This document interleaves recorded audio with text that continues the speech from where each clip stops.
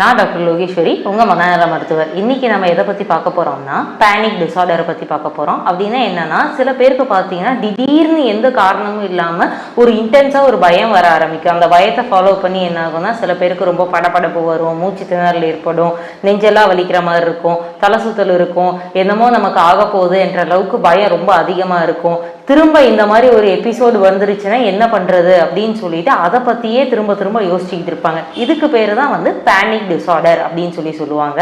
இந்த panic disorder ஏன் வருது அப்படின்னு சொல்லி பார்த்தீங்கன்னா, நார்மலாகவே ஒரு பிரச்சனை வரும்போது அமிக்டலா அப்படின்ற உறுப்பு தான் ஆக்டிவேட் ஆகும்.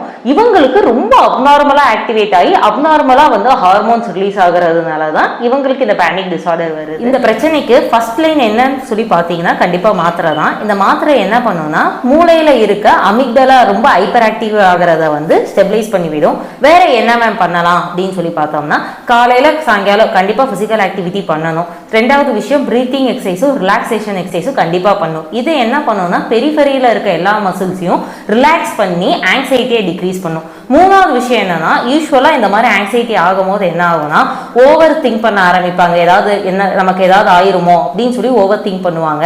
அந்த சமயங்களில் நம்ம எல்லா டெஸ்ட்டும் எடுத்துட்டோம், நம்ம எல்லாமே நார்மலாக இருக்கு, நம்ம உடம்புக்கு ஒன்றுமே இல்லை அப்படின்னு சொல்லி ஒரு கவுண்டர் தாட்ஸை நம்ம மனசுக்குள்ளார திரும்ப திரும்ப யோசிக்கும் போது என்ன ஆகும்னா, இந்த பேனிக் டிஸார்டர் குறையறதுக்கான வாய்ப்பு இருக்கு. இந்த மாதிரி மேலும் யூஸ்ஃபுல்லான வீடியோக்கு என் சேனலை சப்ஸ்கிரைப் பண்ணுங்க.